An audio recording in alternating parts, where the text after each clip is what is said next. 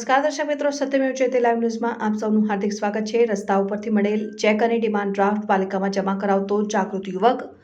વડોદરા મહાનગરપાલિકામાં આજરોજ માનવતાનો ઉત્તમ દાખલો વડોદરા શહેરના જાગૃત યુવક મિહિર ગજ્જરે દેખાડ્યો। રસ્તા ઉપરથી મળેલ વડોદરા મ્યુનિસિપલ કમિશનર નામના ચેક અને ડિમાન્ડ ડ્રાફ્ટ પાલિકા ખાતે જમા કરાવી પોતાની ફરજ અદા કરી।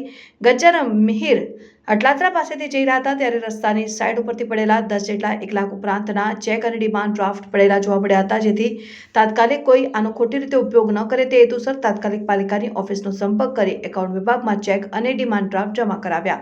આ વિશે પાલિકાના ચીફ એકાઉન્ટન્ટ સંતોષ તિવારીએ જણાવ્યું કે જાગૃત નાગરિક દ્વારા સરાહનીય કાર્ય કરવામાં આવ્યું છે અને એકાઉન્ટ પે છે ત્યારે આની તપાસ કરી યોગ્ય વ્યક્તિ સુધી આ ડિમાન્ડ પહોંચાડવા માટે અમારા તરફથી પ્રયત્ન કરવામાં આવશે। તો બીજી તરફ જાગૃત નાગરિક મિહિર ગજ્જરે જણાવ્યું કે આ વસ્તુનો દુરુપયોગ પણ થઈ શકે તેમ હતો, પરંતુ મહેનતનું કમાયેલું બચતું નથી તો આ પ્રકારના ખોટા રૂપિયાથી શું મળવાનું હતું, જેથી મેં પાલિકાનો સંપર્ક કરીને ચેક અને ડિમાન્ડ ડ્રાફ્ટ જમા કરાવ્યા છે।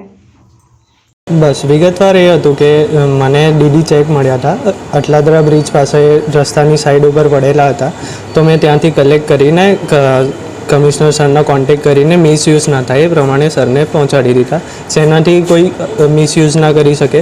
અમાઉન્ટ થોડી મોટી હતી એટલે આપણે એને પરત કરી દીધા છે સરને કે એનો કોઈ મિસયુઝ ના કરે।